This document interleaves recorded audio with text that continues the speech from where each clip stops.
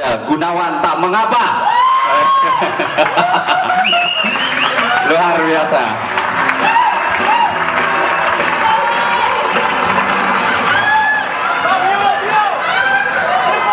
Lebih mudah ya. Oke, terima kasih. Semut ya kakak ya. Oke, tadi saya dengar Kibe, tapi udah luar biasa Kibe ya. Saya dengar tadi Kibe sudah bicara masalah jangan kalah sama homo ya. Oh, umur, kirain saya jangan kalah sama homo. Kalau homo biasanya antinya di kanan, kalau saya di kiri. Tapi sebetulnya saya juga homo kidal ya. Iya. Kalau tadi Kibe sudah bicara masalah tentang angkot tadi ya. Masalah angkot, banyak cewek-cewek yang roknya pada pendek gitu kan. Saya juga pernah punya pengalaman ketika saya di daerah Kuningan. Di daerah Kuningan ceritanya saya naik angkot nih. Ada ibu-ibu di sebelah saya persis.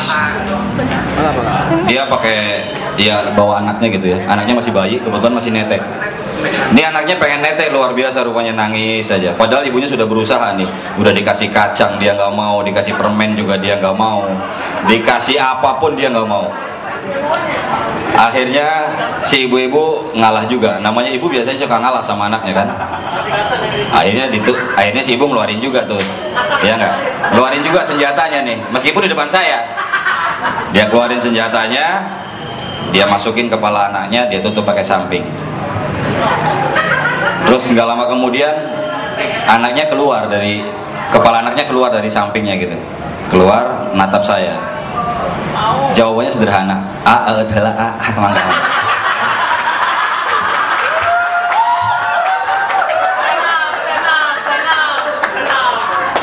Oh ya, saya belum memperkenalkan diri saya. Nama saya Gunawan tak mengapa. Saya sendiri bingung sama orang tua saya. Kalau mungkin karena nama ya, saya jadi akhirnya susah mendapat kerja. Gunawan tak mengapa. Jadi ketika saya membuat kelakuan baik ataupun surat ke dokter, itu selalu ditolak. Ketika dokter menanya, namanya siapa mas? Gunawan tak mengapa Pak. Panggilannya apa? Dokter bingung. Namanya siapa mas? Gunawan tak mengapa Pak. Panggilannya apa? Mas sebelum datang ke sini periksa THT dulu deh. Oke, saya dibikin kelakuan baik. SKB kan ya, datangnya ke kepolisian. Sama juga, namanya siapa mas? Gunawan tak mengapa Pak. Panggilannya apa? Enggak, saya nanya, panggilan kamu siapa? Apa? Waduh, akhirnya saya dapat SKB juga. Tapi bukan surat kelakuan baik, tapi surat kelakuan buruk. Itulah mungkin yang menyebabkan saya tidak mendapatkan kerja. Susah juga. Akhirnya saya nyoba-nyoba jadi tukang ojek nih. Jadi tukang ojek di Gunung Sari, Mangkal gitu kan. Malam-malam jam 1 hujan, gerimis. Ada cewek cantik sih datengin. Mas, pasar pagi bro mas. Saya jual mahal dong, ya enggak? Udah hujan, nggak ada beca, gerimis. Ya 10.000 deh mbak. 10.000 mas. Dari sini pasar pagi loh. Iya mbak, 10.000. Ya udah deh saya bayar 25.000 mbak. Mas. Waduh, saya senang dong. Saya minta 10.000, dia kasih 25.000. Waduh, asik deh kalau gitu. Iya silakan mbak naik. Tapi tolong mas, jangan lewat jalan kereta api katanya. Ya. Jadi tolong nanti dari antara rekan-rekan semua yang kira-kira tahu Gunung Sari pasar pagi tidak lewat kereta api, telepon saya ya.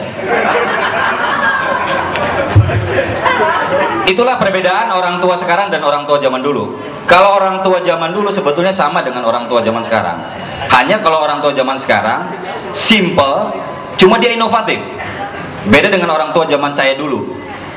Kalau orang tua zaman saya dulu ngasih nama ke anaknya sembarangan, seperti saya nih, Gunawan tak mengapa. Ya. Kalau orang tua zaman sekarang simple tapi bagus. Dia inovatif. Contoh, dia punya anak perempuan. Hari Senin siang dia kasih nama Nancy, padahal Senin siang. Bener nggak? Lalu punya anak lagi, Selasa lagi, tapi karena inovatif, Shelly. Kalau orang tua zaman dulu tidak, ya.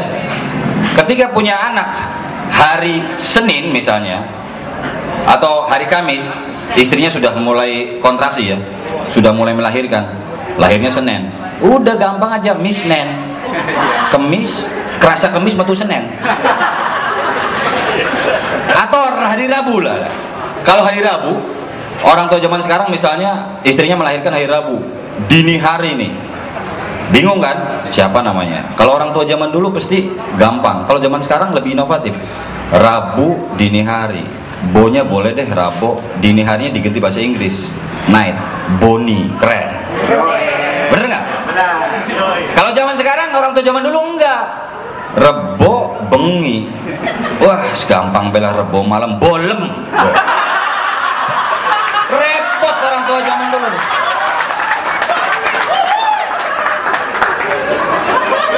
Itu nama loh ya. Jadi saya nggak ngerti apakah memang zaman orang tua kita dulu itu cukup simple tapi tidak inovatif gitu loh ya. Tidak inovatif, tidak zaman seperti sekarang. Sekarang inovatif. Kan sebetulnya dari nama ini kadang-kadang si orang tua kepengen berharap anaknya menjadi sesuatu, anak yang berguna, anak yang soleh gitu kan ya. Kebetulan saya termasuk salah satu anak yang bandel. Jadi saya ketika SD selesai saya di pesantren kan. Ini bener loh, saya pesantren. Bener nggak saya masuk pesantren? Iya. Saya masuk pesantren ceritanya nih. Yang namanya orang di pesantren tahu sendiri kan ya, makan kurang, tidur kurang, ya kan. Jadi ada anak kiainya juga tuh. Tidur kurang dan sebagainya. Mas, lagi ngapain sih mas? Jangan lamun aja, nanti ada bule lewat ditawar sangka celengan lagi ya. Selesai seperti itu, saya dipesantrenkan. Saya dipesantrenkan sama orang tua saya, banyak kenalan di sana. Dan salah satu teman saya ini sama badungnya dengan saya. Bahkan dia tidak pernah sholat. Tidak pernah sholat sama sekali dah. Ya. Akhirnya dia nanya cara sholat seperti apa. Waduh, saya bingung ngejelasinnya. Udah saya bawa ke tempat kiai aja. Kebetulan pada saat itu hari Senin. Kebetulan malam ya. Jadi sholat isya nih. Sholat isya bareng. Ceritanya teman saya ini tanya sama kiai pada saat mau sholat jamaah. Pak Kiai, saya belum pernah sholat nih Pak Kiai. Salah sholat gimana sih?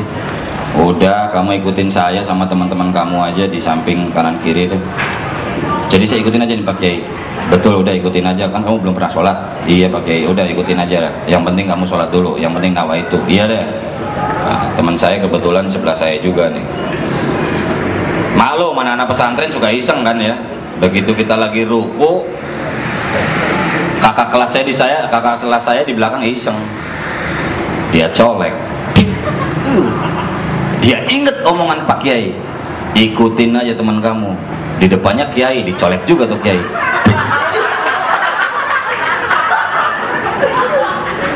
Kiai marah dong. Kalau Kiai zaman dulu kan jago silat, bener nggak? Bangsatnya. Begitu dicolek dia main kakinya. Dia inget juga omongan Kiai itu, ikutin Kiai, hajar lagi belakang. Babak belur tuh teman saya. Habis sholat subuh, habis sholat isya, habis sholat dia ngomong Pak Kiai sholat berat ya, berat. Ini pada bengep nih habis sholat gitu. Ya. Itu gara-gara sholat. Nah ceritanya kalau malam juga kita suka lapar nih ya. Suka lapar, Pak Kiai kan aduh bingung nih. Anak-anak pesantren kalau malam suka lapar Bu. Ya, suka lapar. Akhirnya kita coba-coba main ke rumah Kiai. Kalau siapa yang kepengen kenyang di pesantren itu deket-deket dengan Kiai. Ceritanya kalau malam kita nyambangin Kiai terus nih. Yang penting kita kenyang, ya enggak?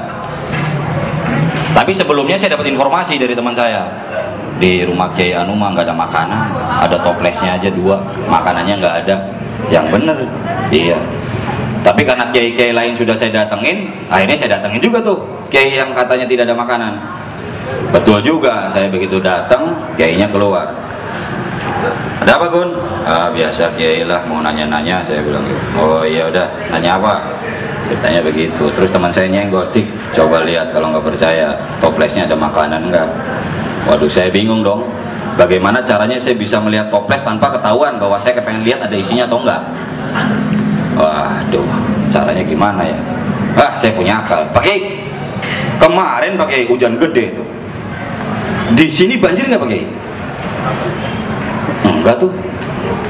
Yang bener sih pakai. Iya. Kebetulan mejanya lebih tinggi Bu daripada tempat duduknya. Saya bilang, waduh Pak Kiai, di kampung saya banjir segini Pak Kiai. Sambil lihat toples maksudnya segini. Wajib saya bilang. Ada wajibnya? Ada wajib. Teman saya kebetulan waktu saya begini dia geser. Waduh geser, jadi saya terpaksa duduk lagi. Tangan saya iseng. Cek, ada. Kerasa nih, ada adem-adem di tangan kanan saya. Ada apa nih? Tembelek atau wajib nih? Mau dilihat malu, terpaksa. Itu pakai waktu hujan ikannya segede-gede gini pakai. Bener tembelek.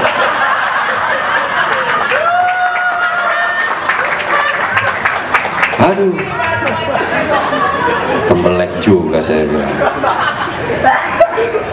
Oke, terima kasih atas tepuk tangannya. Tapi sebelum saya akhiri, ada pesan-pesan dari saya karena bioskopnya udah mau habis. Yang cewek-cewek tolong yang namanya baju sama roknya dibetulin lagi, ya, dirapikan. Yang cowok-cowok juga tangannya kembali ke tempat yang normal, ya. Oke, jadilah orang itu seperti buah manggis. Buah manggis itu antara cangkang sama isinya itu tidak pernah bohong. Cangkangnya 6, isinya juga 6. Artinya pesan moralnya adalah kita jangan seperti orang yang munafik. Bicara harus benar apa yang dengan perbuatan kita. Atau jadilah seperti nangka. Nangka itu selalu memberikan getah, baik kepada petaninya, penjualnya, pembelinya, yang makan, siapapun yang megang nangka itu. Pesan moralnya adalah kita harus adil.